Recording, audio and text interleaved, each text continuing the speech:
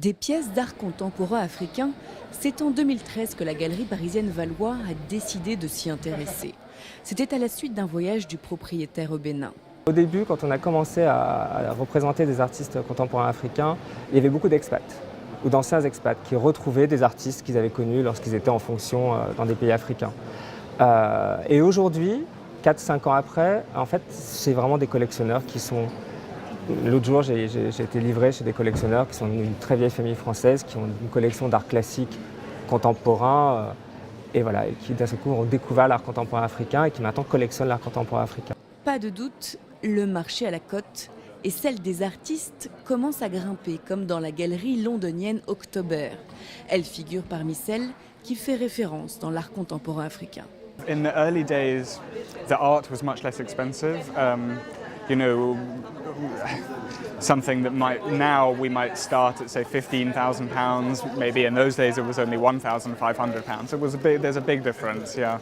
And really, it was somewhere around 2005 that the prices really started going up. Mais le marché est large et très inégal, et sur le continent, ce n'est pas le même son de cloche. C'est facile à acheter, non? En tout cas, au niveau du Cameroun. Maintenant, au niveau de la Côte d'Ivoire, je pense que c'est différent parce qu'il y a un brassage beaucoup plus grand, il y a beaucoup plus d'étrangers, entre guillemets, de touristes, d'hommes d'affaires. Mais au niveau du Cameroun, c'est extrêmement difficile. Extrêmement difficile. C'est pour ça qu'on fait beaucoup de foires, beaucoup d'expositions à l'extérieur. C'est là qu'on vend. Mais c'est triste quelque part. Ça, même si on vend à l'extérieur, on n'est jamais aussi heureux que si on a vendu sur place. Face aux difficultés, Marlène Malong a mis en place des partenariats, notamment avec la galerie Atis basée à Dakar et créée par Aïssia Dione. Si la capitale sénégalaise a su se faire connaître grâce à sa biennale, là aussi, le marché reste timide. Je pense que maintenant, on va pouvoir, après 20 ans, peut-être commencer à parler de rentabilité. Parce que vous savez que en Afrique de l'Ouest, principalement, les artistes n'ont comme recours que d'exposer dans les instituts français. Ainsi, le continent souffre du manque d'infrastructures, ce qui affaiblit la circulation des artistes et des œuvres. Il faut qu'on ait des musées déjà chez nous.